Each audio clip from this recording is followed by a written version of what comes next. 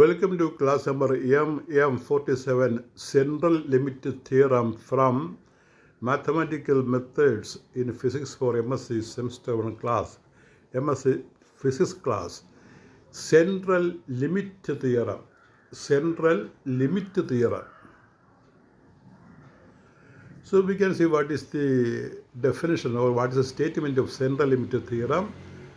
The first paragraph is an introduction to this theorem. The central limit theorem is one of the most important results in probability and statistics.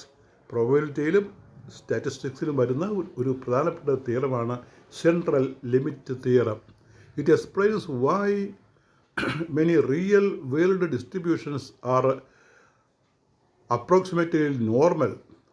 ഇപ്പോൾ ലോകത്തിലെ പ്രധാനപ്പെട്ട ഡിസ്ട്രിബ്യൂഷനും normal ഡിസ്ട്രിബ്യൂഷനാണ് അല്ലെങ്കിൽ Gaussian ഡിസ്ട്രിബ്യൂഷനാണ്. Even when the underlying state are not normally distributed. അപ്പോൾ പ്രധാനപ്പെട്ട എല്ലാ ഡിസ്ട്രിബ്യൂഷനും നോർമൽ ഡിസ്ട്രിബ്യൂഷനാണ് എന്ന് പറയുന്നതാണ് ഈ സെൻട്രൽ ലിമിറ്റ് തിയറം. അതിൻ്റെ സ്റ്റേറ്റ്മെൻറ്റ് ഇതാണ്: if a sample is sufficiently large. ഇപ്പോൾ സാമ്പിൾ സഫീഷ്യൻ്റ്ലി ലാർജാണ്, അതായത് ഒരു 30 കൂടുതലാണ്. അതിൽ നിന്നാണ് നമ്മൾ ഈ ഇവൻസ് ചൂസ് ചെയ്യുന്നത്. If a sample is sufficient large, usually n greater than 30, then the sample mean ശരാശരി sample means distribution, average distribution will be normally distributed regardless of the underlying population distribution, where it is normal, skewed or otherwise. ഇപ്പോൾ normal distribution ആയാലും skew distribution ആയാലും മറ്റെല്ലാം ആയാലും ഈ എല്ലാത്തരം ഡിസ്ട്രിബ്യൂഷനും ഈ normal ഡിസ്ട്രിബ്യൂഷനിലേക്ക് approximate ചെയ്യും, സെൻട്രലൈസ് ചെയ്യുമെന്നാണ് പറയുന്നത്. അത് ഇവിടെ ഒരു ചിത്രത്തിലൂടെ കാണിച്ചിട്ടുണ്ട് എങ്ങനെയാണ് സെൻട്രൽ ലിമിറ്റ് തിയറം ഈ നോർമൽ ഡിസ്ട്രിബ്യൂഷൻ ആയിട്ട് മാറുന്നത്. ഇവിടെ നമ്മൾ വ്യത്യസ്തമായ distribution കാണിച്ചിരിക്കുകയാണ്. x1, x2, x3, x4, x5, x5 പോലുള്ള ഡിസ്ട്രിബ്യൂഷൻ കാണിച്ചിരിക്കുകയാണ്. അതിൽ കർവ് വരച്ചിട്ടുണ്ട്. അപ്പോൾ അത് അപ്രോക്സിമേറ്റ് ചെയ്താൽ അവസാനം വരുന്ന സെൻട്രൽ ഡിസ്ട്രിബ്യൂഷനാണ്. അപ്പോൾ നടുക്ക് ഗ്രാഫ് നോക്കി, എക്സ് 6 എക്സ് സ്റ്റാർ അവസാനം കൊടുത്തിട്ടുണ്ട്, x5 സ്റ്റാർ അങ്ങനെ കൊടുത്തിട്ടുണ്ട് താഴെ x5 സ്റ്റാർ. അപ്പോൾ എല്ലാ ഡിസ്ട്രിബ്യൂഷനും അതിലേക്ക് വരും. അപ്പോൾ അതൊരു ഗോഷ്യൻ ഡിസ്ട്രിബ്യൂഷൻ, നോർമൽ ഡിസ്ട്രിബ്യൂഷൻ കർവാണ്. അപ്പോൾ എല്ലാ ഡിസ്ട്രിബ്യൂഷനും അതിലേക്ക് വരാം. പ്രധാനമായിട്ടും ഈ സെൻട്രലിലാണ് കോൺസെൻട്രേറ്റ് ചെയ്യുന്നത്. Large simple size n greater than 30, the samples mean approaches normal distribution. അപ്പോൾ നമ്മൾ ഏത് സാമ്പിൾ പിടിച്ചാലും ഏതൊരു ഡിസ്ട്രിബ്യൂഷൻ പിടിച്ചാലും അതിൻ്റെ മീൻ എപ്പോഴും ഈ നോർമൽ ഡിസ്ട്രിബ്യൂഷനിലേക്ക് മാറും എന്ന് പറയുന്നതാണ് central limit theorem. Central limit തിയറത്തിൻ്റെ ഒരു പിക്ടോറിയൽ റെപ്രസെൻറ്റേഷനാണ് നമ്മൾ കാണിച്ചിരിക്കുന്നത്. Different distributions are shown in the figure and finally it concentrates, it simplifies to central limit theorem. And here is the central limit theorem formula. Central limit theorem formula: Z is equal to x bar minus p all by sigma by root n. The central limit theorem formula is Z is x bar minus mu by sigma by root n. Here mu means sample mean or population mean, mu, x bar minus mu 1, and sample standard deviation, that is standard deviation by n, or sample standard deviation is sigma by root n. അതാണ് താഴെ കൊടുത്തിരിക്കുന്നത്.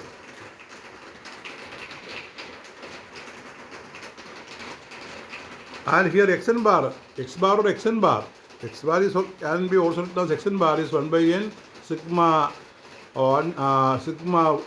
I is equal to 1 to n xi. That is the mean value. Here according to central limit theorem, Z approximates to normal distribution as the value of n increases. N value കൂടിയാൽ, ഇപ്പോൾ 30 കൂടുതലുള്ള കാര്യങ്ങൾ പറയുന്നത്, N value കൂടിയാൽ distribution normal ഡിസ്ട്രിബ്യൂഷനിലേക്ക് മാറും, approximate ചെയ്യും.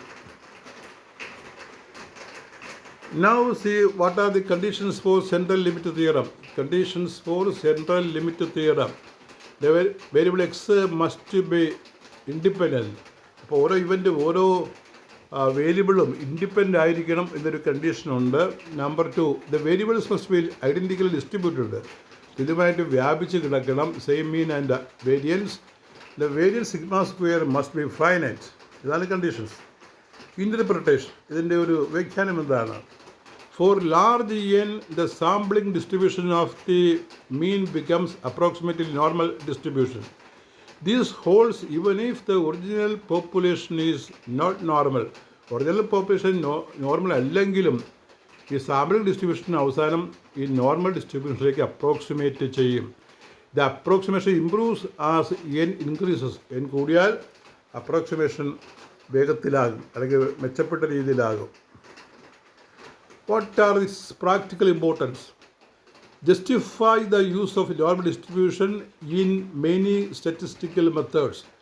മിക്കവാറും statistical മെത്തേഡിൽ ഈ നോർമൽ ഡിസ്ട്രിബ്യൂഷനാണ് ഏറ്റവും കൂടുതൽ വരുന്നത്.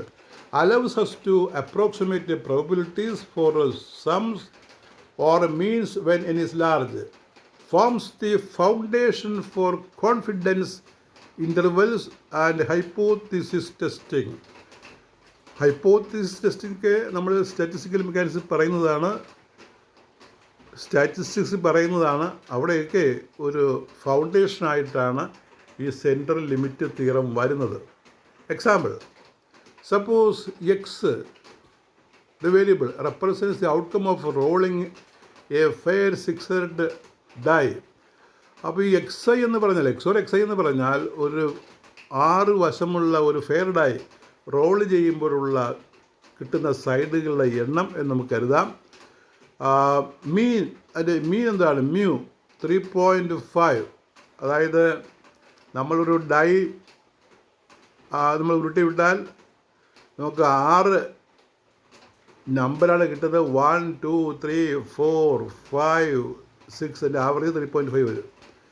Variance sigma square is 3. Various sigma square is സ്ക്വയറാണ്.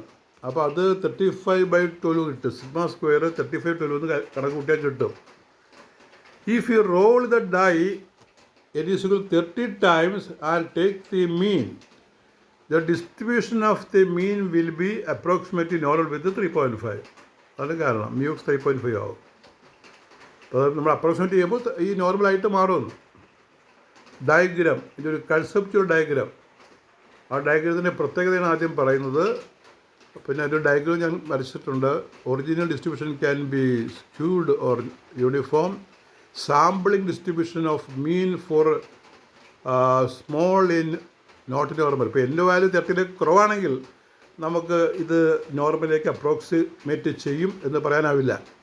Sampling distribution of mean for large N bell shaped. നോർമലാണ് ഈ ബെൽ ഷേപ്പ്ഡ് കർവാണല്ലോ നോർമൽ ഡിസ്ട്രിബ്യൂഷൻ. അപ്പോൾ അങ്ങനെ നോർമലി ഡിസ്ട്രിബ്യൂട്ടഡ് ഒരു കർവാണ് ഇവിടെ വരച്ചിരിക്കുന്നത്. അപ്പോൾ അതിൽ ഈ ഭൂരിപക്ഷം നോക്കി, ഭൂരിഭാഗം സെൻട്രലാണ്, അല്ലെങ്കിൽ മീൻ വരുന്നത് സെൻട്രലാണ്. അതായത് 68.2% ഉണ്ട്. 34.1, 34.1 on one side and 34.1 on other side. That is total 68.2. That is the normal distribution comes in the middle, and that is shown. The others are less, and they are also shown here 13.01, 13.01, 2.1, 0.1. When n is large, this distribution approximates to any distribution approximates to normal distribution, that is in the 68.2 portion. Summary table. The first is term, second is meaning. Mu, population mean. Sigma square, population variance. X bar, sample mean. N, 0, 1, standard normal distribution. Z, standard sample mean. And these are the important questions from this. State and explain central limit theorem. Give a central limit theorem formula. State the condition for central limit theorem. What is the practical importance of central limit theorem? Draw the sample distribution curve for a mean of large n according to central limit theorem. That is all with your 47th class. Thank you very much.